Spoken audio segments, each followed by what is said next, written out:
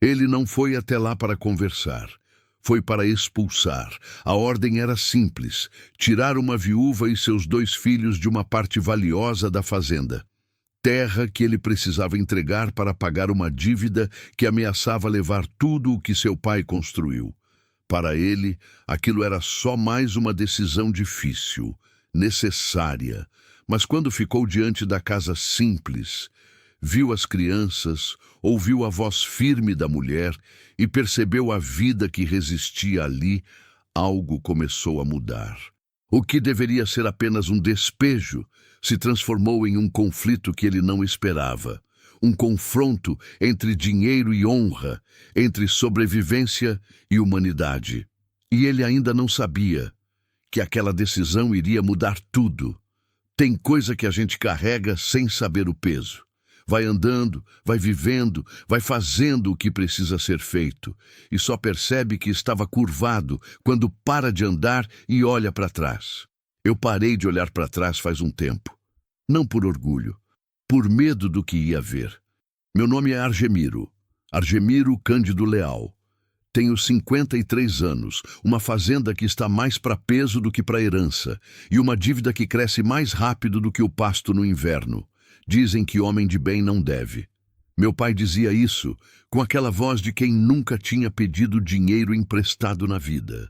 Mas meu pai não viveu longa o suficiente para ver o que o tempo faz com a terra, quando ela para de produzir o suficiente, quando o boi morre de tristeza na seca, quando a cerca cede e o vizinho não tem mais paciência. Acordei naquele dia antes do galo. Nem o cachorro se mexeu. A casa rangia igual sempre, aquela madeira velha conversando com o vento, como se estivesse me contando alguma coisa que eu não queria escutar. Me levantei devagar, que minha lombar não deixa a mentira passar, e fui até a cozinha no escuro. Acendi o fogão a lenha pelo tato, de tanto que já fiz isso. O cheiro da fumaça fina que sobe antes da brasa pegar é um cheiro que me acalma. É o único cheiro que ainda me acalma. Tomei o café de pé, encostado na pia. A caneca estava meio lascada na borda, do lado onde minha mão esquerda pega. Já devia ter jogado fora. Não joguei. Não sei bem por quê. Às vezes, a gente guarda as coisas lascadas, porque é a única companhia que sobrou. Lá fora, a madrugada tinha aquela cor roxa que antecede o dia. Nem noite nem manhã. Um intervalo que parece que o mundo inteiro está segurando a respiração. Eu gosto desse momento. É quando o silêncio é honesto. Quando a fazenda não pede nada ainda, quando a dívida ainda não acordou junto comigo, quando posso ser só um homem de pé na própria cozinha, sem ser devedor, sem ser fracasso, sem ser o filho que deixou a terra do pai virar penhor. Botei o chapéu. Saí. O baio estava no pasto de trás, quieto como pedra. Cavalo velho esse. Herdei do meu pai como herdei tudo o que não queria.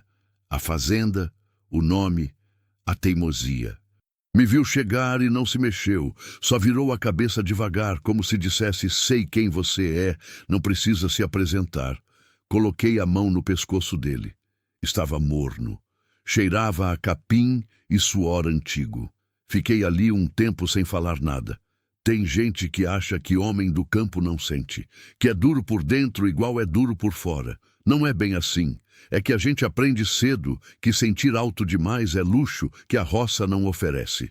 Você chora, a vaca não ordinha sozinha. Você fica parado, a cerca não se conserta, o serviço não espera a dor, então a gente empurra tudo para dentro, vai apertando, vai calcificando, até que um dia vira pedra mesmo, e pedra não dói. Pedra só pesa. Minha mulher Donária morreu 3 anos atrás. Câncer. Desses que aparecem tarde e vão rápido. Em 6 meses ela foi. Eu não sei se chorei direito. Acho que não. Fiquei olhando para o caixão com aquela sensação de que ia acordar, sabe? Que era um daqueles sonhos ruins que a gente tem quando come tarde demais. Mas não acordei. E ela não voltou. E a fazenda continuou pedindo. Depois que ela foi, fiz uma bobagem atrás da outra. Peguei empréstimo com o Valdemar Osório, homem de dinheiro do município, desses que empresta com sorriso e cobra com advogado. Precisava reformar o curral, comprar mais cabeças de gado, tentar fazer a terra render de novo. Não rendeu. A seca de 2 anos seguidos afundou o que eu tinha tentado erguer. E aí o Valdemar apareceu com papel na mão. O acordo que fechamos era simples, da forma torta que os acordos do Valdemar costumam ser simples. Ele não ia me tomar a fazenda principal desde que eu resolvesse uma pendência para ele. Tinha uma família morando num lote que ficava no canto leste das minhas terras, área que eu mal visitava, que meu pai havia cedido de uso informal faz uns 20 anos, e que agora o Valdemar queria incorporar a um projeto qualquer de arrendamento. A família precisava sair, e eu era o dono do papel. Você vai lá, explica a situação, dá um prazo justo. O Valdemar tinha dito, com aquele jeito manso de falar o que não é manso. Gente simples entende. Você entende. Entendo, eu pensei. Entendo que estou devendo mais do que posso pagar, e que esse é o preço. Então, naquela manhã, com o sol ainda rasteiro e vermelho no horizonte, selei o baio, botei a mochila nas costas e peguei a estrada de chão que vai até o lote leste. São uns 8 quilômetros de vereda, entre pasto seco e mata fina. A poeira vermelha ia subindo atrás dos cascos, como se a terra estivesse protestando contra o meu peso. Eu não sabia ainda que aqueles 8 quilômetros iam ser os mais longos da minha vida. Não em distância, em tudo o mais. O sol foi subindo devagar, duro, sem piedade, igual sempre naquela época do ano. O calor chegou antes das 8 da manhã, aquele calor seco que resseca o lábio e faz o ar tremer no horizonte igual água. O capim às margens da vereda estava amarelo, curvado, como se estivesse se rendendo a algo invisível. Eu conhecia esse capim, conhecia esse calor. Eram iguais ao que eu sentia por dentro há 3 anos. Esse ressecamento lento de quem foi perdendo a água aos poucos e nem percebeu quando virou palha. Fui tocando o baio devagar. No caminho, passei pela velha ponte de madeira sobre o riacho do Cipó. A água estava baixa, quase pedra, com aquele cheiro de lama quente que só o verão do cerrado produz. Me lembrei que meu pai pescava ali quando eu era menino. Lembrei do cheiro do peixe assado, da fogueira, da voz grossa dele contando causos que eu não sabia se eram verdade ou invenção. Com meu pai, a gente nunca sabia bem. Atravessei a ponte sem descer do cavalo. Do outro lado, a estrada subia um pouco e a mata ficava mais fechada. Ali o ar era diferente, mais úmido, mais escuro, como se aquele pedaço de terra tivesse conseguido guardar alguma coisa que o resto já tinha perdido. Ouvi um bem-te-vi cantando lá no alto. E depois, silêncio de novo. Foi aí que avistei, no fim da subida, entre 2 árvores velhas de galhos tortos, o telhado cor de ferrugem da casa. Parei o baio. Fiquei olhando de longe por um tempo que não sei medir. A casa era pequena, de adobe, com uma cerca de estacas de madeira ao redor de um quintal, onde eu podia ver, mesmo de longe, alguns pés de mandioca, um canteiro de tempero, uma mangueira grande que jogava sombra sobre quase tudo. Havia roupas estendidas num varal de arame entre 2 estacas. Roupas miúdas. De criança, senti alguma coisa apertar no peito. Não era remorso ainda. Não sei bem o que era. Talvez só o reconhecimento de que o que eu vinha fazer ali tinha um tamanho maior do que tinha aparecido na cidade, na sala do Valdemar, com o papel na minha frente e a dívida nas costas. Toquei o baio para frente. A cerca tinha um portãozinho de bambu amarrado com arame. Do lado de dentro, um cachorro magro levantou a cabeça, me olhou e não latiu. Só me olhou, como se já soubesse que eu vinha. Como se o mundo inteiro já soubesse, menos eu. Desci do cavalo, amarrei o baio no mourão, bati palma 3 vezes, do jeito do interior, do jeito que a gente chama sem precisar gritar. Esperei. Por dentro da casa havia um silêncio que não era vazio. Era um silêncio cheio, daqueles que existem quando tem vida acontecendo devagar, quieta, sem barulho de quem precisa se mostrar. Ouvi um passo, depois outro. A porta de madeira abriu com aquele rangido de dobradiça que precisa de óleo. E ela apareceu, uma mulher de uns 40 anos, talvez menos, talvez mais, dessas que o sofrimento envelhece com dignidade. Cabelo escuro preso atrás, avental de chita desbotado, os pés descalços no chão de terra batida. Os olhos eram escuros e diretos, desses olhos que olham a gente de frente sem pedir licença e sem fazer ameaça. Só olham, e nesse olhar, a gente inteiro fica nu. Ela me olhou. Eu segurei o chapéu com as duas mãos na frente do peito, como um menino diante de coisa que não sabe nomear. "Bom dia", disse eu. A voz saiu mais rouca do que queria. "Bom dia", respondeu ela, e ficou esperando, sem ansiedade, sem medo aparente. Só esperando. Atrás dela, espiei duas cabeças de criança espiando pela fresta da porta. Um menino e uma menina. Os dois com aqueles olhos grandes de quem cresceu, aprendendo a observar o mundo antes de perguntar sobre ele.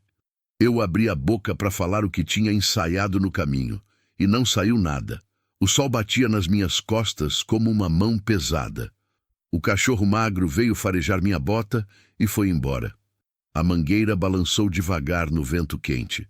"O senhor quer água?" ela perguntou. Eu engoli em seco. "Quero", disse. "Obrigado." E foi assim que entrei naquela casa. Não como o homem que vinha cobrar, como alguém que precisava de água e que, sem saber ainda, precisava de muito mais do que isso. A água estava fresca, não sei como, com aquele calor do lado de fora, aquela secura que rachava o barro do chão e ressecava o couro do gado. Eu não esperava encontrar água fresca dentro daquela casa pequena, mas estava. Num pote de barro escuro, do tipo que minha avó usava, desses que suam por fora e mantêm o frio por dentro como se guardassem o inverno dentro do barro. Ela encheu um copo de alumínio amassado numa das bordas e me entregou sem cerimônia, sem sorrir, sem aquela gentileza forçada que a gente usa quando quer impressionar. Me entregou como quem dá o que tem, nem mais nem menos. Bebi tudo de uma vez. "Mais?" ela perguntou. "Não, obrigado." Ela pegou o copo de volta, lavou na pia de cimento, enxugou no avental e guardou. Cada gesto era exato, sem sobra, como gente que aprendeu a não desperdiçar nada, nem água, nem movimento, nem palavra. A casa tinha uma sala que era também cozinha, separada por um balcão baixo de madeira. O chão era de terra batida, varrido tão bem que parecia quase polido. Havia um oratório pequeno na parede, com uma imagem de Nossa Senhora Aparecida e um galho de arruda seco espetado atrás dela. Do lado, uma fotografia emoldurada com vidro trincado no canto.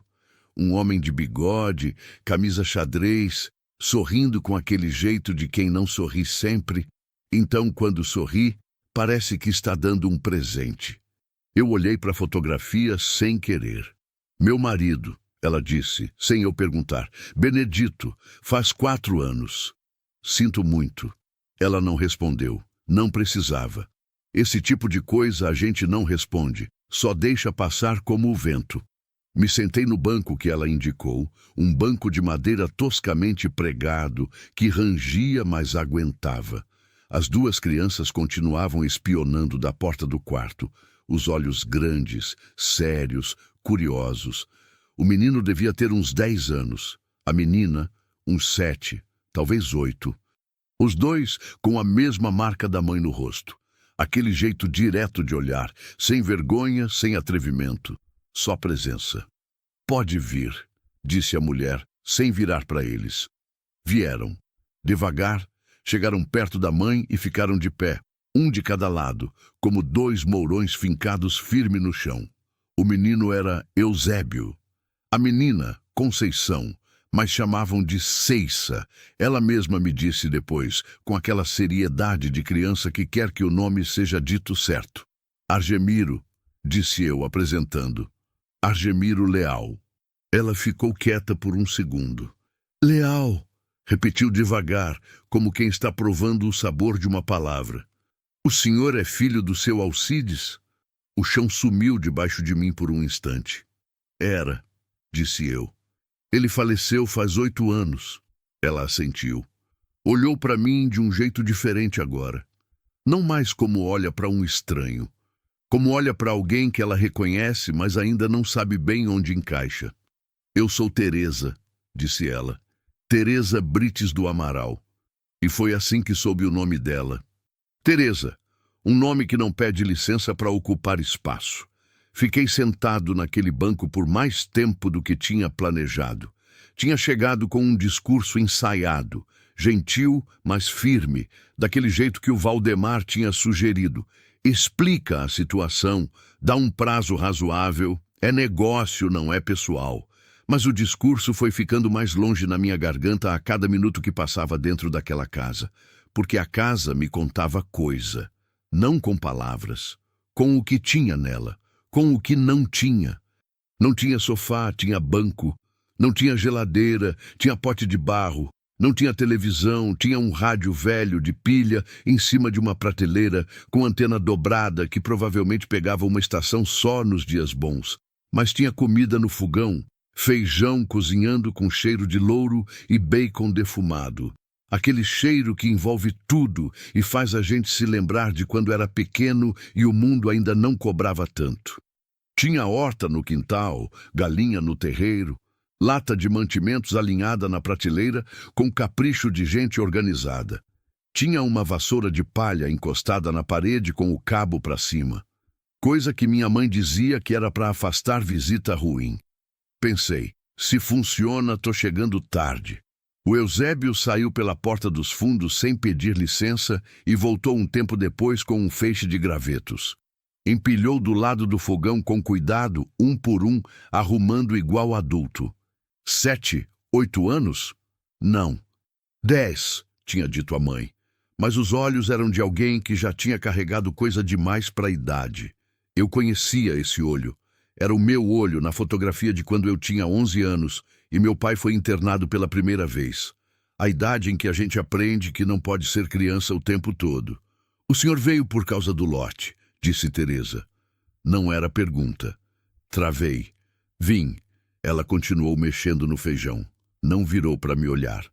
A colher de pau girava devagar, devagar, como se ela estivesse dando tempo para a palavra assentar antes de responder. Eu sabia que ia vir alguém, disse ela. Seu Valdemar não é homem de deixar terra parada. Como a senhora sabe do Valdemar? Porque ele mesmo passou aqui faz uns 3 meses. Chegou de caminhonete, ficou do lado de fora, não desceu nem para tomar água. Me disse que o lote ia ser arrendado e que eu precisava de providências. Senti um ardor no estômago que não era da comida. E a senhora o que disse? Ela parou de mexer o feijão. Virou para mim dessa vez, me olhou com aqueles olhos que não fogem. Disse que não saía, que essa terra foi prometida ao meu marido pelo seu pai, com palavra, sem papel, mas com palavra de homem. O silêncio que veio depois pesou como laje. Eu não sabia o que responder porque não sabia se era mentira ou verdade. Nunca soube de promessa nenhuma. Mas tinha uma coisa no jeito que ela disse, sem raiva, sem desespero, com aquela calma de quem sabe o que sabe e não precisa gritar, que fez uma coisa mexer lá dentro de mim. Uma coisa que eu não queria que mexesse. Meu pai, comecei, e parei. Seu pai era um homem bom, ela disse. Simples assim, sem drama. Benedito trabalhava para ele faz mais de 15 anos. Quando o seu pai ficou doente, Benedito foi quem tomou conta desse pedaço de terra. Seu pai disse que enquanto a família do Benedito precisasse, essa terra estava garantida. Não era escritura, era palavra. Palavra de homem, eu pensei. E pensei no meu pai, na voz grossa dele, naquele jeito que ele tinha de apertar a mão de alguém e aquilo valer mais do que qualquer papel. Eu cresci acreditando nesse jeito. Depois cresci mais e vi o quanto o mundo não funciona assim. E fui mudando, fui endurecendo, fui aprendendo que palavra sem papel é vento. Mas ali, naquela cozinha com cheiro de feijão e arruda seca, com aquela mulher de pé na minha frente e 2 filhos me olhando, a palavra do meu pai pesava de um jeito que eu não conseguia ignorar. Me levantei. Eu preciso andar pela propriedade, disse. Depois a gente conversa. Ela assentiu. O almoço fica pronto ao meio-dia, disse ela, e voltou para o fogão. Não era convite, era informação. Do jeito simples que gente do campo informa. A comida vai estar aqui. Se o senhor quiser, tem lugar. Saí pela porta dos fundos, passei pelo quintal, abri o portãozinho de madeira e fui andando pela terra. A terra leste da minha fazenda, que era ao mesmo tempo o chão onde aquela família havia fincado raiz. O sol estava alto agora, sem clemência nenhuma. A sombra da mangueira no quintal parecia o único abrigo numa légua de distância. Andei pelo pasto, olhei a cerca. Velha, mas mantida, com os mourões fincados firme e o arame esticado com cuidado. Quem tinha feito isso sabia o que estava fazendo. Olhei o riacho que cortava o canto do lote, uma faixa d'água fina, mas presente, que refletia o céu como um espelho empoeirado. Era boa terra. Não era a terra mais produtiva que eu tinha, mas era terra com água, com sombra, com aquele cheiro de mata conservada que só existe onde alguém tratou dela com respeito.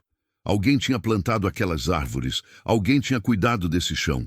Me sentei numa pedra à beira do riacho. Tirei o chapéu.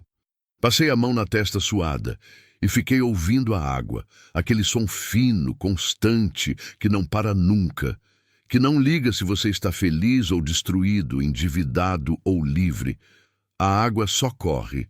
Sempre soube onde vai, mesmo sem avisar para ninguém. Pensei no Valdemar, no papel que eu tinha assinado, no prazo que ele tinha me dado. 60 dias para resolver a situação. Ou ele retomava as parcelas de um jeito que eu não tinha como honrar. Pensei na fazenda principal, nos 12 anos de trabalho que estavam representados naquelas cercas, naquele gado, naquele nome que eu carregava. Pensei no meu pai.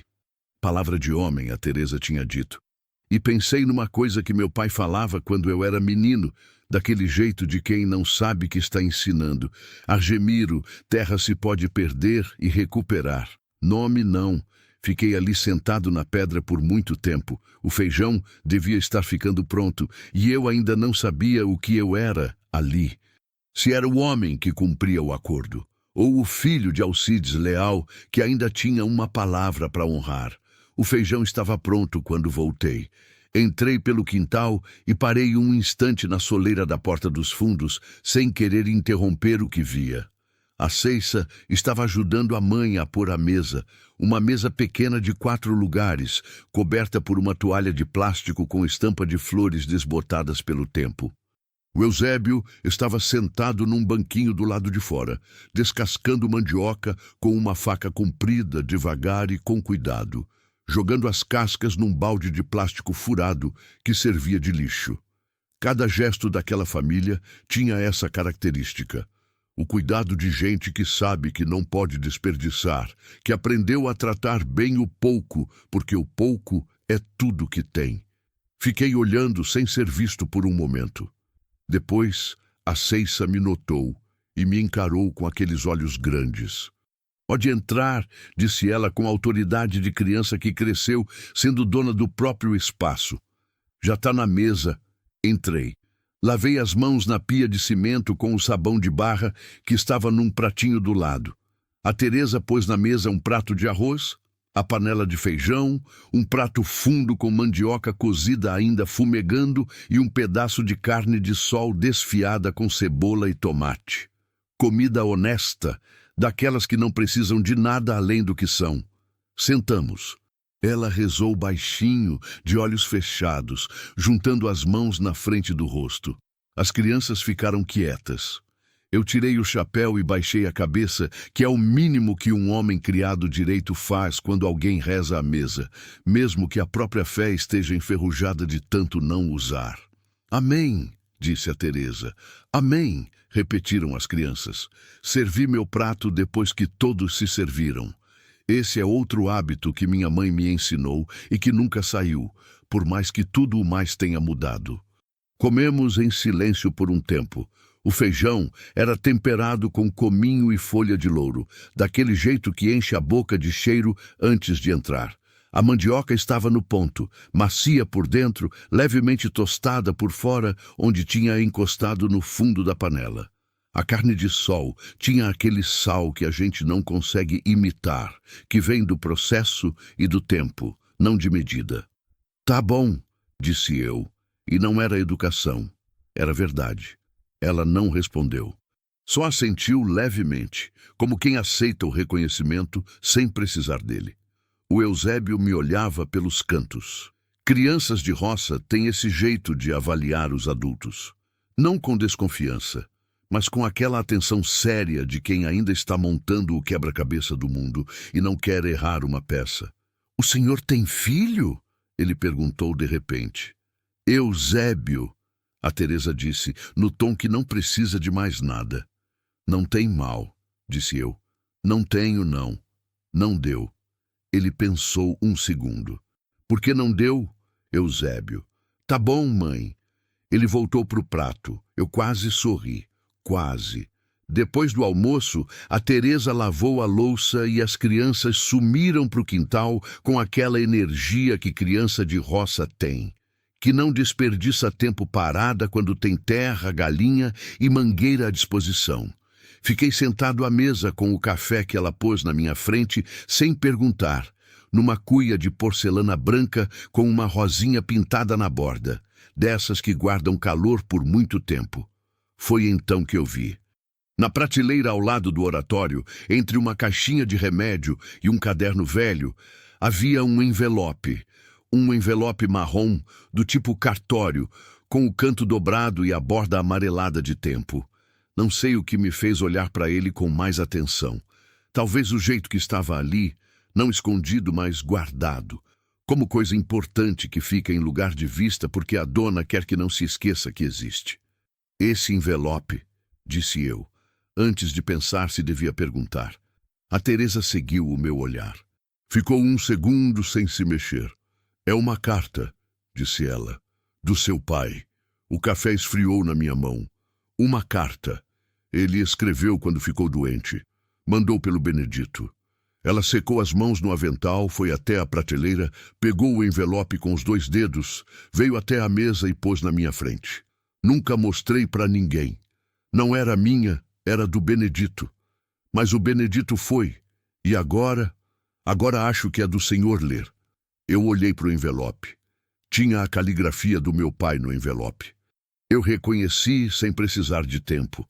Aquela letra grande, inclinada, de homem que aprendeu a escrever tarde e nunca deixou de tratar a escrita com cuidado, como se cada letra custasse. Para Benedito Amaral, de Alcides Leal. Com respeito. Com respeito. Meu pai escrevia assim, com respeito. Como cumprimentava, como despedia, como vivia. Com respeito, que era a palavra mais simples e mais pesada que ele conhecia. Minhas mãos estavam levemente trêmulas quando peguei o envelope. Não vou mentir. Estava. Aquela coisa velha de papel guardava alguma coisa do meu pai, e meu pai fazia falta de um jeito que eu não tinha encontrado ainda como explicar. Não era saudade doce, era saudade com arestas, daquelas que arranha quando você encosta. Abri devagar. A carta tinha 2 páginas, escrita a caneta azul, com aquela letra do meu pai que eu reconhecia até de olhos semicerrados. Li em silêncio. A Teresa ficou de pé, encostada na pia, sem me olhar, dando o espaço que a carta pedia. Não vou reproduzir tudo o que estava escrito. Tem coisa que é de família, que fica entre os mortos e os vivos que ainda os amam. Mas vou dizer o que importa. Meu pai escreveu que o Benedito era homem de confiança, que tinha cuidado da terra leste com mais dedicação do que qualquer empregado que ele já havia tido. Escreveu que, como forma de gratidão e de justiça, a palavra era essa, justiça, garantia ao Benedito e à família dele o direito de morar e trabalhar naquele lote pelo tempo que precisassem, independente do que acontecesse com a fazenda principal.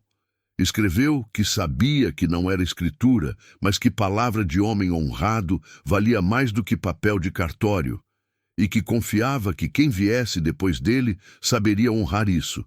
Quem viesse depois dele? Eu. Eu era quem vinha depois dele. Dobrei a carta devagar. Pus de volta no envelope. Fiquei olhando para o tampo da mesa, para as flores desbotadas da toalha de plástico, por um tempo que não sei dizer quanto foi. O senhor leu, disse a Teresa. Também não era pergunta. Li. E? Ia responder quando ouvi. Um motor, distante primeiro, depois se aproximando rápido demais. O tipo de motor que não está passeando, que está indo com propósito e pressa. Reconheci o som antes de ver. Caminhonete. Grande. Com aquele ronco grave de motor a diesel que o Valdemar gostava de ostentar. A Teresa ouviu também. Eu vi o corpo dela mudar. Não de medo exatamente, mas daquele jeito que a gente fica quando sabe que uma coisa que não queria enfrentar chegou cedo demais. É ele, disse ela, quieto. Me levantei, fui até a porta da frente. A caminhonete prata do Valdemar Osório estava parando do lado de fora da cerca, levantando uma nuvem de poeira vermelha que demorou um tempo para assentar. Ele desceu do lado do motorista. Homem alto, barriga de quem come bem, camisa polo azul, óculos escuros que nunca tirava. Do lado do passageiro desceu outro homem, mais novo, de pasta na mão, que eu não conhecia, mas reconhecia pelo tipo. Advogado ou alguém que queria parecer um. O cachorro magro da Teresa latiu uma vez e foi-se embora. Valdemar viu meu cavalo amarrado no mourão e sorriu. Não era sorriso de satisfação. Era sorriso de quem está verificando que as peças estão no lugar certo. Abriu o portãozinho de bambu e entrou sem bater palma. Esse detalhe eu notei. Esse detalhe disse tudo. Argemiro, ele disse, chegando até mim com a mão estendida. Bom te ver aqui. Tô vendo que adiantou bem. Apertei a mão dele. Minha mão não tremeu. Por dentro era outra história. Valdemar, não sabia que o senhor vinha hoje. Vim ver como estava o andamento. Ele olhou por cima do meu ombro para dentro da casa. Sabia que a Teresa estava ouvindo. Falou mais alto do que precisava. A senhora já foi comunicada, né? Prazo está correndo. 60 dias a partir de hoje é o suficiente para organizar as coisas. Silêncio de dentro da casa. O senhor pode conversar comigo, disse eu, dando um passo para frente, sem querer, mas querendo colocar meu corpo entre ele e a porta. Valdemar me olhou. Tinha um jeito de olhar que eu nunca gostei. Aquele jeito de quem está sempre fazendo conta enquanto olha, calculando. Com você eu já conversei, Argemiro. Temos um acordo. Temos, disse eu. Mas eu ainda estou avaliando a situação. A expressão dele mudou levemente. Não era raiva. Era o ajuste de quem percebe que uma peça se moveu do lugar esperado. Avaliando, repetiu devagar. Avaliando. O homem da pasta disse alguma coisa baixo para o Valdemar. Valdemar levantou a mão levemente para ele calar. Argemiro, disse ele, com aquela voz de quem escolhe cada palavra como quem escolhe pedra para atirar. Você tem uma dívida. Eu tenho um plano para essa terra. O combinado foi claro. Não tem muito o que avaliar. Tem sim, disse eu. E aí aconteceu uma coisa que eu não planejei. Uma coisa que saiu de algum lugar que eu não sabia que ainda existia dentro de mim. Coloquei a mão no bolso da camisa e tirei a carta do meu pai. Segurei na frente de mim, não para mostrar, mas para sentir o peso dela na mão enquanto falava. Essa terra tem uma promessa em cima, disse eu. Uma promessa do meu pai. Eu acabei de saber, mas agora sei. E eu preciso de tempo para pensar no que isso significa. Valdemar olhou para o envelope, depois me olhou. Papel informal não tem valor jurídico, Argemiro. Não estou falando de valor jurídico, disse eu. A voz estava firme. Não sei de onde veio essa firmeza, mas estava. Estou falando de outro tipo de valor. O silêncio entre nós durou talvez 10 segundos. No campo aberto, 10 segundos de silêncio entre dois homens que discordam é uma eternidade. Valdemar ajeitou os óculos escuros. Você tem 60 dias, disse ele, como se não tivesse ouvido nada do que eu disse. Depois disso, o acordo é outro, e o outro acordo você não vai gostar. Virou as costas. O homem da pasta foi atrás. Entraram na caminhonete. A poeira vermelha subiu de novo quando o motor pegou, e a caminhonete sumiu pela vereda como se nunca tivesse estado ali. Fiquei parado até o som do motor sumir completamente. Depois, ouvi um barulho atrás de mim. Virei. A Ceissa estava na soleira da porta, descalça, me olhando com aqueles olhos grandes. Não tinha medo no rosto dela. Tinha uma coisa mais difícil de aguentar do que medo. Tinha confiança. Aquela confiança estranha e pesada que criança deposita em adulto que ainda não sabe se merece. Entrei de volta na casa. A Teresa estava de pé no meio da sala, de braços cruzados, me esperando. Não com ansiedade, com paciência de quem já esperou muita coisa na vida e sabe que a pressa não adianta. "O que o senhor vai fazer?" ela perguntou. Olhei para a carta na minha mão. Olhei para a fotografia do Benedito na parede. Olhei para ela. "Ainda não sei", disse eu, com honestidade que dói mais do que mentira. Ela assentiu. "Tá bom", disse ela. "Simples assim. Quando o senhor souber, a porta está aberta." Peguei meu chapéu, saí. Amarrei o baio, montei e fui embora pela vereda, com a carta no bolso e o sol nas costas e uma porção de coisas remexidas dentro do peito que eu não sabia ainda como arrumar. A poeira vermelha subia atrás de mim. Igual subia atrás do Valdemar. Mas não era a mesma poeira. Cheguei em casa quando o sol estava morrendo. Esse é o momento do dia que eu mais evito ficar parado. O pôr do sol no cerrado tem uma violência bonita demais. Aquele laranja escuro que incendeia o horizonte, que faz as sombras das árvores ficarem longas e finas, como dedos apontando para alguma coisa que a gente não quer ver. Donária adorava esse momento. Parava tudo o que estava fazendo, fosse o que fosse, e ficava olhando. Dizia que era a hora em que Deus assinava o dia antes de fechar. Eu nunca soube responder uma coisa bonita assim. Desencilhei o baio em silêncio, dei água e milho. Fiquei um tempo com a mão no pescoço dele, sem precisar de nada além daquilo. O cavalo aceitou, sempre aceita. Animal de cavalo tem uma sabedoria quieta que a maioria dos homens nunca alcança. Entrei em casa. A carta estava no bolso da camisa, do lado do coração. Não foi de propósito, foi o bolso que tinha. Mas ficou parecendo que sim, que foi de propósito. Tirei com cuidado e pus em cima da mesa da cozinha, do lado da lamparina, que acendi porque a luz elétrica da fazenda vivia piscando e eu não estava com paciência para piscada naquela noite. Fiz café. Esquentei um resto de arroz que tinha na panela. Comi sem gosto, de pé, olhando pela janela o último fragmento de cor desaparecer do céu.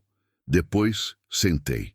E reli a carta, uma vez. 2, 3. Cada leitura destampava uma coisa diferente. Na primeira, eu via só as palavras do meu pai.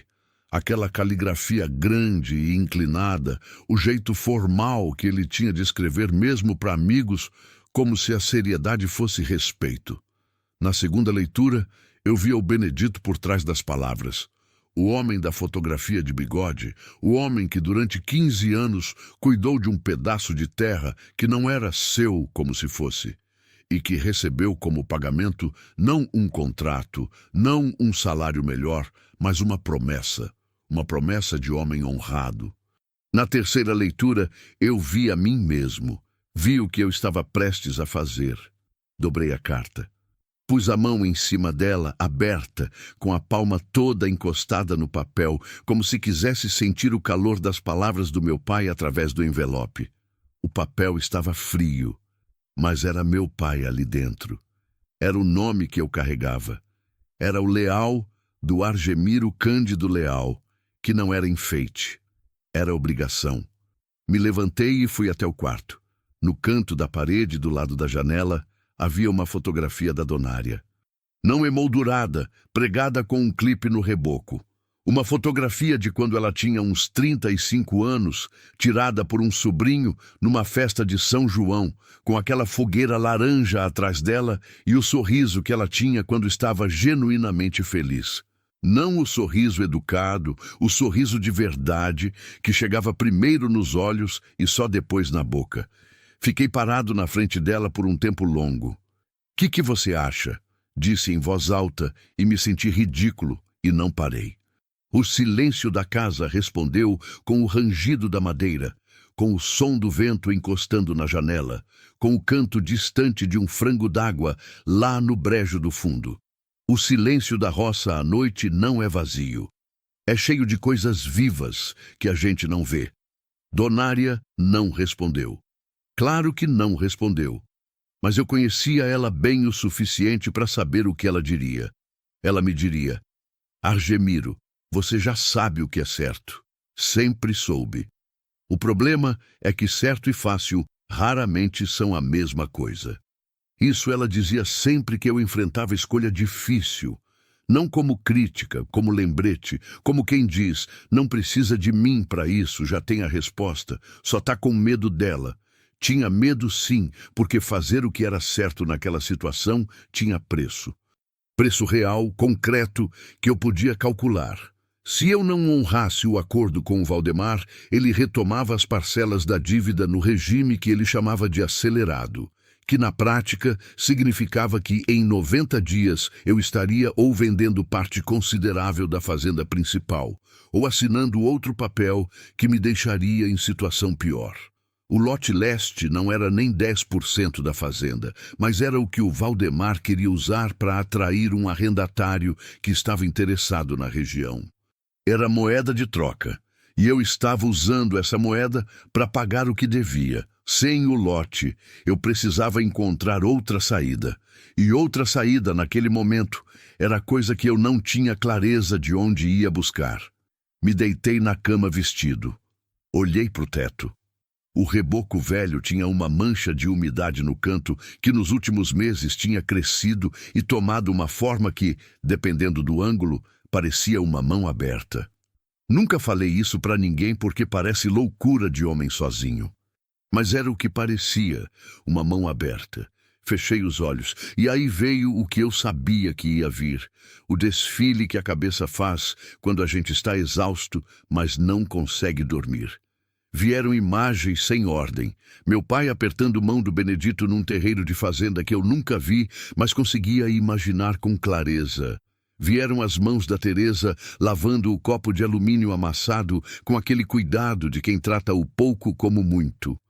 Veio a Ceiça na soleira da porta com aquela confiança no rosto que doía mais do que qualquer acusação.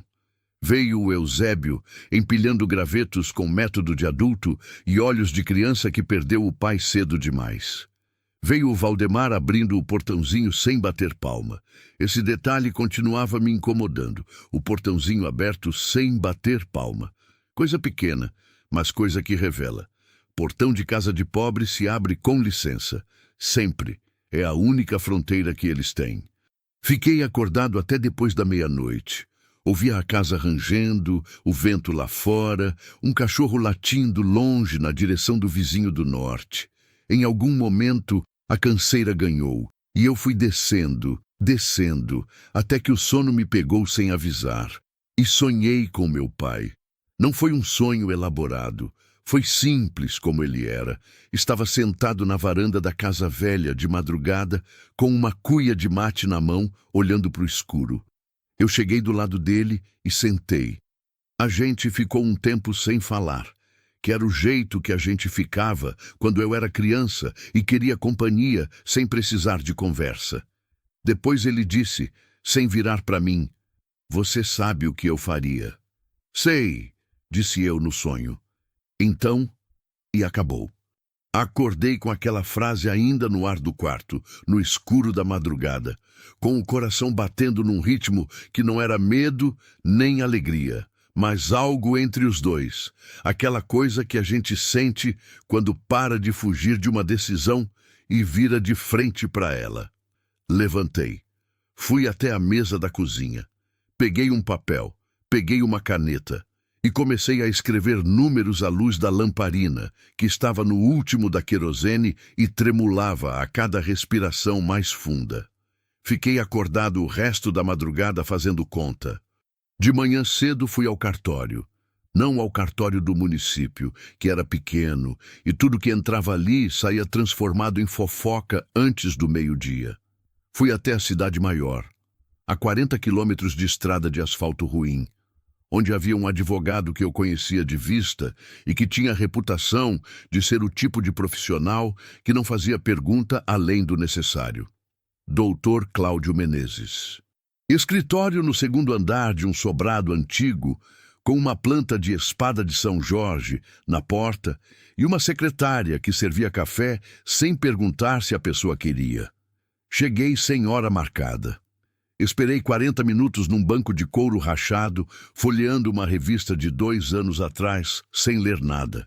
Quando entrei no escritório, botei a carta do meu pai em cima da mesa antes de dizer qualquer coisa. O doutor Cláudio leu. Levantou os olhos. Leu de novo. Tinha aquele jeito de advogado bom, sem expressão enquanto processa, sem deixar a cara revelar a conclusão antes de estar pronto. Carta particular, disse ele devagar. Sim, sem reconhecimento de firma, sem testemunha registrada. Sim, ele ficou um tempo olhando para o papel. Juridicamente, o valor disso é limitado, mas não é zero. Pausa. Dependendo de como for conduzido, dá para construir um argumento de posse por benfeitorias, uso contínuo, boa-fé. A família está há quanto tempo? Quase 20 anos. Ele fez um som com a boca que não era palavra, mas era resposta. E a dívida com o Osório? Perguntou. Como o senhor sabe? Sei quem é Valdemar Osório, disse ele com um tom que encerrava esse assunto. Expliquei a situação inteira. A dívida, o acordo, o lote leste, a Teresa, as crianças, o que meu pai havia prometido, o que eu havia descoberto tarde demais. O doutor Cláudio ouvia sem interromper, só fazendo anotação ocasional num bloco amarelo. Quando terminei, ele ficou em silêncio por quase 1 minuto. Você quer honrar a promessa do pai, disse ele. Não pergunta. Quero. Isso vai custar. Eu sei. Não estou falando só de dinheiro. Eu sei disso também, disse eu. Ele se recostou na cadeira. Cruzou os dedos. Tem uma saída, disse ele. Não é bonita, mas é honesta. Você renegocia a dívida com o Osório, retira o lote leste do acordo e oferece outra garantia. Pode ser uma área diferente, pode ser um prazo maior com juros maiores, pode ser uma combinação dos dois. Vai apertar muito. Você vai sair daqui com menos margem do que entrou. Mas a família fica. A família fica. Olhei pela janela. Lá fora, a cidade passava. Mototáxi, quitanda, um grupo de homens parados na esquina, com aquele jeito de quem espera serviço que talvez não venha. Vida de interior. Vida que reconheço. Me ajuda a montar o que eu preciso levar para o Valdemar, disse eu. O doutor Cláudio pegou a caneta. Vai ser uma conversa difícil, disse. Difícil eu já sei fazer, respondi. O que eu não sabia mais era fazer o que é certo. A conversa com o Valdemar aconteceu 2 dias depois, não no escritório dele, que era terreno dele, onde cada objeto era escolhido para fazer o visitante se sentir menor. Pedi para ser no cartório. Neutro. Com o doutor Cláudio do meu lado e a carta do meu pai plastificada dentro de uma pasta. O Valdemar chegou com o mesmo homem da pasta e mais um, mais velho, de terno, que era advogado de verdade, e me olhou com aquele olhar de avaliação rápida que advogado de rico tem. Sentamos. O doutor Cláudio apresentou a proposta. Retirada do lote leste do acordo original. Substituição por uma área de pasto no setor norte da fazenda, de metragem equivalente, com transferência de usufruto por 10 anos. Mais 12 parcelas adicionais na dívida, com juros fixos, sem correção extraordinária. O Valdemar ouviu tudo com aquele rosto fechado de quem está fazendo conta enquanto a outra pessoa fala. Quando o doutor Cláudio terminou, Ele ficou em silêncio por um tempo que durou mais do que precisava. O lote leste tem acesso ao riacho, disse ele por fim. Tem, disse eu. O setor norte é mais seco. É equivalente em área, não em valor. Valdemar, disse eu, e algo na minha voz fez ele me olhar de verdade, não com as contas nos olhos, mas com os olhos mesmos. Tenho uma família morando naquele lote faz 20 anos, com promessa do meu pai, promessa de homem. Você conheceu meu pai? Ele não respondeu. Alcides Leal, disse eu. Homem que, quando apertava a mão ficava apertada. Você sabia disso quando fechou esse acordo comigo? Ou não sabia? Silêncio. Sabia, disse ele por fim, baixo. Então você sabia que cedo ou tarde eu ia descobrir o que ele havia prometido. O rosto do Valdemar não mudou muito, mas mudou alguma coisa. Uma tensão em volta dos olhos, um ajuste pequeno na postura. O suficiente para eu entender que sim, que ele sabia, que ele havia construído o acordo contando que eu não soubesse, que eu chegasse lá, fizesse o despejo e o fato consumado tornasse tudo mais simples. Senti uma raiva quente subir pelo peito. Segurei. Não era hora de raiva. Era hora de firmeza, que é diferente. Aceita a proposta, disse eu. Não pedi, disse, porque se não aceitar, eu levo essa carta ao fórum. Peço medida liminar de manutenção de posse para a família Amaral. E o senhor passa os próximos 2 anos tentando remover uma viúva com 2 filhos de terra, onde eles moram, faz 20 anos, com promessa documentada do proprietário anterior. Veja o que isso faz com seu arrendatário. O advogado do Valdemar cochichou alguma coisa. O Valdemar fez um gesto pequeno com a mão. Cala a boca, esse gesto dizia. Ficamos se encarando por um momento. A sala do cartório estava quieta demais. Até o ventilador de teto parecia ter diminuído a velocidade. Você vai apertar feio, disse o Valdemar por fim. Já não era ameaça, era constatação. Já fui mais apertado, disse eu. Tô em pé ainda. Outro silêncio. Depois o Valdemar olhou para o advogado dele. O advogado fez um gesto neutro de cabeça. Aquele gesto de quem diz, juridicamente, a proposta é aceitável. Tá bom, disse o Valdemar. A voz estava flat, sem emoção. A voz de quem perdeu uma rodada e já está pensando na próxima. Mas as 12 parcelas são com garantia real. Quero o setor norte hipotecado. Pode ser, disse o Dr. Cláudio, antes que eu respondesse. Assinamos os papéis 2 horas depois. Quando saí do cartório, o sol estava alto e branco, sem sombra nenhuma, daquele jeito que o meio-dia de Cerrado tem, tudo exposto, tudo na luz, sem lugar para esconder nada. Me parei na calçada, respirei fundo. O ar cheirava a poeira e a diesel de caminhão e a quentura de cidade pequena no verão. Me senti mais leve e mais pesado ao mesmo tempo. Mais leve porque tinha feito o que era certo. Mais pesado porque sabia o que vinha pela frente. Anos de parcelas apertadas, de contar cada cabeça de gado, de adiar reforma, de dormir com conta na cabeça. O setor norte hipotecado era pedaço de chão que eu não podia perder, e agora estava prometido como garantia. Era corda no pescoço, mas era corda que eu havia escolhido. A diferença entre corda que te penduram e corda que você segura. Fui até o carro, sentei, pus as mãos no volante. E aí veio, sem aviso, sem cerimônia. Veio do jeito que as coisas vêm quando a gente finalmente para de segurar.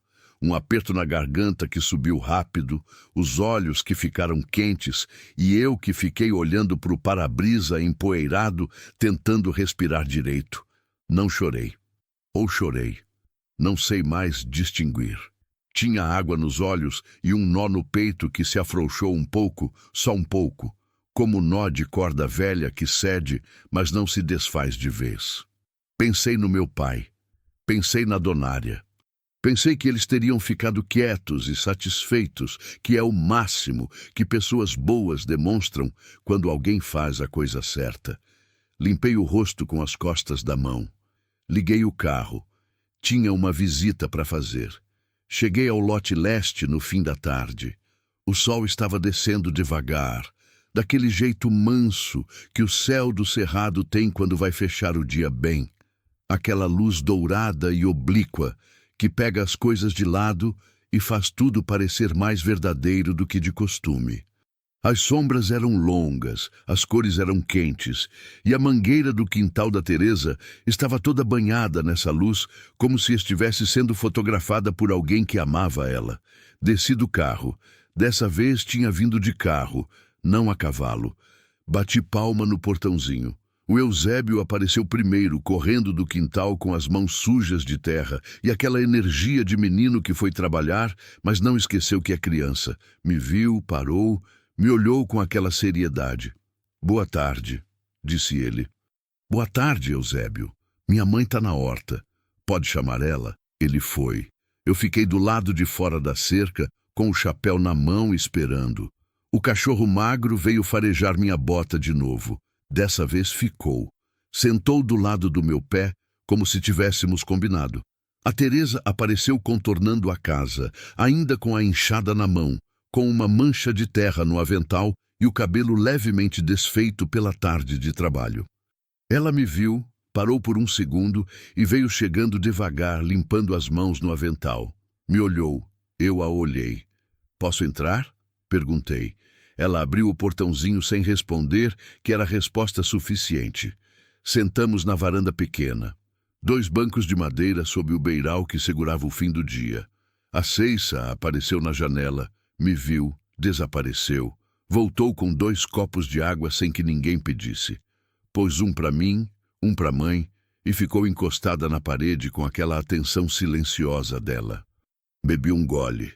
O silêncio entre a Teresa e eu era daqueles que não pesam, que esperam, que têm paciência. "Fui ao cartório", disse eu, por fim. Ela ficou me olhando. "Renegociei a dívida. O lote leste não faz mais parte do acordo com o Valdemar." Tirei do bolso uma cópia do documento que o Dr. Cláudio havia preparado. Estendi para ela. "Isso não é escritura ainda, mas é o começo do processo para regularizar a posse de vocês. O advogado vai dar entrada semana que vem." A Teresa pegou o papel, olhou. Não com urgência, com cuidado igual ela fazia tudo. Leu devagar, linha por linha, que era jeito de quem aprendeu que papel importante merece tempo e atenção. Quando terminou, dobrou o papel com o mesmo cuidado. Ficou um tempo olhando para o chão da varanda. "Isso vai custar caro para o senhor", disse ela. "Vai. Por que o senhor fez?" Olhei para o horizonte. O sol estava quase embaixo, só um fragmento laranja ainda visível acima do capim do pasto. Aquela última fatia de luz que Donária chamava de assinatura de Deus. "Meu pai prometeu", disse eu, "e eu sou filho dele." Pausa. Devia ter sido isso desde o começo. Demorei para entender. Silêncio. "O senhor conheceu meu marido?" ela perguntou. "Não, soube dele pela carta e pelo que o senhor deixou nessa terra." Ela olhou para o quintal, para o pasto, para a mangueira que jogava sombra longa no fim do dia. "Benedito plantou essa mangueira", disse ela. Quieto, como se estivesse contando para si mesma tanto quanto para mim. "Quando a gente chegou aqui, era um galho." Ele falou: "Teresa, a gente planta a árvore que vai dar sombra para quem vem depois da gente. Eu falei que era bobagem, que a gente precisava de comida primeiro." Ela fez um sorriso pequeno, daqueles que doem um pouco. Ele plantou do mesmo jeito. Olhei para a mangueira. Era uma árvore grande, de copa larga, aquelas raízes que começam a aparecer no chão como dedos se espalhando. 20 anos de crescimento, 20 anos de sombra dada a quem passava por ali. Árvore que vai dar sombra para quem vem depois da gente. Pensei no meu pai, naquelas palavras que ele havia escrito a Benedito, sem papel de cartório, sem testemunha oficial, só com a palavra. Palavra que 20 anos depois ainda estava de pé, ainda dava sombra, ainda sustentava aquela família. Palavra é árvore também, se for plantada por gente honrada. "A senhora vai precisar de ajuda para regularizar os documentos", disse eu. O advogado é de confiança e, se precisar de testemunha de que a família está aqui faz 20 anos, eu assino. O senhor assinaria? Sou filho do Alcides Leal, disse eu. A palavra do meu pai é a minha palavra. Já devia ter sido assim antes. Ela ficou me olhando por um tempo, com aqueles olhos que não fogem e não cobram, que só veem. O senhor vai ficar para jantar? Perguntou por fim. Era a mesma coisa do almoço. Não era convite com floreio, era informação. Tem comida, tem lugar. Se o senhor quiser. Pensei no meu rancho vazio, na caneca lascada, no silêncio que me esperava de todo jeito, que ia estar lá chegando às 8 ou chegando à meia-noite. Fico, disse eu, e fiquei. O jantar foi simples. Arroz, feijão de véspera requentado que ficara mais saboroso, um pedaço de abóbora cozida com mel de abelha que a Ceiça havia colhido do pote com seriedade de quem executa tarefa importante. Comemos à luz do lampião que a Teresa acendeu quando o sol fechou, e a luz amarela do lampião fazia tudo ficar mais próximo. Os rostos, a mesa, os gestos, as coisas pequenas que de dia passam despercebidas. O Eusébio me contou, sem ser perguntado, que queria estudar veterinária. Disse com aquela convicção direta de criança que ainda não aprendeu que os sonhos precisam ser apresentados com cautela. Veterinária, repeti. Para cuidar de bicho, ele explicou com paciência de quem está conversando com alguém que talvez não entenda. Bom plano, disse eu. Ele me olhou para ver se eu estava gozando. Não estava. Ele percebeu, ficou satisfeito. A Ceiça dormiu à mesa antes de acabar o jantar. Foi descansando a cabeça no braço aos poucos, sem avisar, como criança que não pede licença para o sono.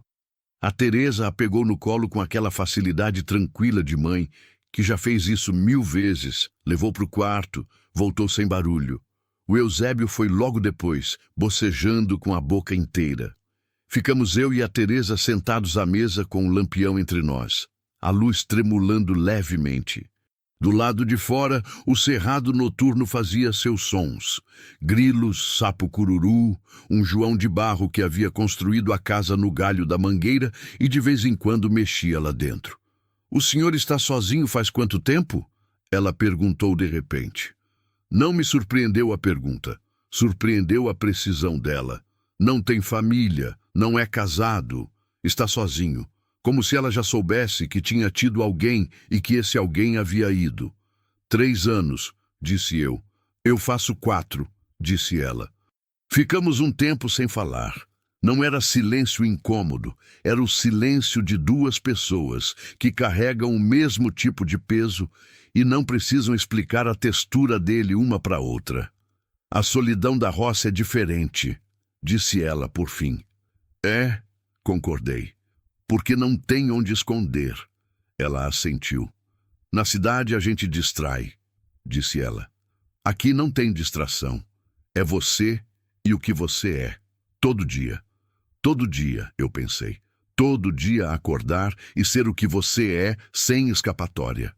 Sem barulho suficiente para cobrir o silêncio de dentro. A roça é honesta de um jeito que machuca. Mas também, ela continuou, olhando para o lampião. É aqui que a gente vê melhor. Sem distração, a gente enxerga o que importa. O que fica. O que passa. Olhei para a fotografia do Benedito na parede. A luz do lampião chegava até ela com aquela oscilação que fazia parecer que o rosto na foto respirava levemente, que estava presente na sala de um jeito que não era da fotografia, era de outra coisa que não sei nomear. Ele era bom homem, disse eu. Era, disse ela. Simples. Meu pai também era. Era, disse ela de novo, com aquela convicção de quem conheceu os dois. Fiquei pensando nisso. No fio invisível que ligava meu pai ao Benedito, o Benedito a Teresa a mim. Um fio feito de palavra dada, de trabalho honrado, de terra cuidada, de filho criado com dignidade debaixo de uma mangueira que um homem havia plantado para dar sombra para quem viesse depois. Eu tinha chegado ali para romper esse fio e acabei me descobrindo parte dele. Levantei quando o lampião estava ficando baixo de querosene. Peguei o chapéu. Obrigada, disse a Teresa. Só isso. Não precisa, disse eu. Precisa sim, ela disse firme, com aquele jeito dela de não deixar coisa importante passar pequena. Obrigada. E o senhor tem uma dívida agora por causa disso. Tenho. Se precisar de alguma coisa que a gente possa ajudar. Ela fez um gesto pequeno com a mão, indicando o quintal, a horta, a terra ao redor. Pode falar. Não temos muito. Mas o que temos, a gente divide. Olhei para ela. Olhei para o quintal escuro, para a mangueira que era só sombra no escuro agora, para o riacho que eu podia ouvir, mas não ver. Pensei que eu havia chegado ali como homem que vinha cobrar. E estava saindo como alguém que havia recebido. Não sabia ainda o nome exato do que havia recebido, mas sabia que era coisa de valor, daquelas que não têm preço no papel, mas valem mais do que qualquer parcela de dívida. A senhora já me deu muito, disse eu. Ela me olhou sem entender. Não expliquei. Às vezes a explicação diminui a coisa. Saí pela cancela, fui até o carro, abri a porta. Parei antes de entrar. Fiquei olhando para o céu, que era imenso, daquele imenso que só o cerrado de noite oferece, estrelado de um jeito que a cidade não deixa ver. Eram muitas estrelas. Eram todas as estrelas. Meu pai costumava dizer que cada estrela era alguém que havia vivido com verdade, que o céu é grande porque muita gente boa passou por aqui. Não sei se acredito nisso. Mas naquela noite queria acreditar. Entrei no carro, pus a chave, o motor pegou com aquele ronco velho que o carro tinha, que eu nunca consertei porque já me acostumei com ele. Igual a caneca lascada, igual a casa que range, igual às coisas que a gente guarda não por negligência, mas porque se tornaram parte do que a gente é. Peguei a estrada de volta. A poeira vermelha não levantava tanto à noite. Sem sol, ela ficava deitada, quieta, deixando a estrada ser só estrada. Fui devagar, sem pressa, ouvindo o cerrado de cada lado. O capim, os insetos, um gavião carcará que às vezes voa de noite e que eu vi, por um segundo, cruzar a luz do farol como sombra com asas. Fui pensando que eu havia chegado ao lote leste como homem endividado que precisava resolver um problema. E que resolvi, mas não do jeito que planejei. Resolvi do jeito que meu pai teria resolvido, e que a donária teria aprovado com aquele sorriso que chegava primeiro nos olhos. Pensando que a dívida com o Valdemar ainda existia, que as parcelas viriam, que o setor norte estava hipotecado e que os próximos anos seriam de apertar muito. Que não havia solução bonita, não havia final sem custo. Havia só escolha entre o que é fácil e o que é certo, que raramente são a mesma coisa. Pensando na Teresa de pé no quintal com a enxada na mão, com aquela calma que não é resignação, é força. No Eusébio, que quer ser veterinário, com a convicção de quem ainda não aprendeu a duvidar dos próprios sonhos. Na Ceiça, que dorme à mesa, como quem confia que o mundo vai continuar no lugar quando acordar. Pensando no Benedito, plantando uma mangueira porque queria dar sombra para quem viesse depois. Pensando no meu pai, escrevendo uma carta com aquela letra grande e inclinada, com respeito, sempre com respeito. Pensando que às vezes a gente herda coisa do pai, sem saber. Não a terra está no papel, mas o nome está dentro, o jeito de apertar a mão e deixar ela apertada, o jeito de olhar para alguém que não tem nada e ver alguém, não alguma coisa. Esse tipo de herança não tem cartório, mas sustenta. Quando cheguei em casa, o baio relinchava baixinho no pasto, o jeito que ele tem de dizer chegou. Desci do carro, fui até a cerca, pus a mão no pescoço dele um momento. Estava morno. Cheirava a capim e a noite. Entrei em casa. A caneca lascada estava na pia, onde sempre estava. Fiz café.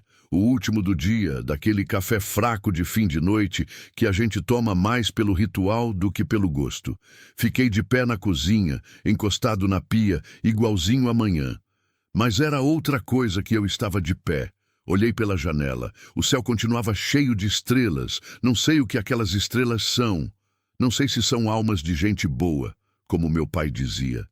Não sei se o que aconteceu naqueles dias foi destino ou acaso, ou só a soma de escolhas que foram sendo feitas por gente honrada ao longo de muitos anos, cada um na sua vez, cada um carregando um pedaço, sem saber que estava construindo algo maior. O que eu sei é que entrei naquele lote como homem que ia cobrar uma dívida.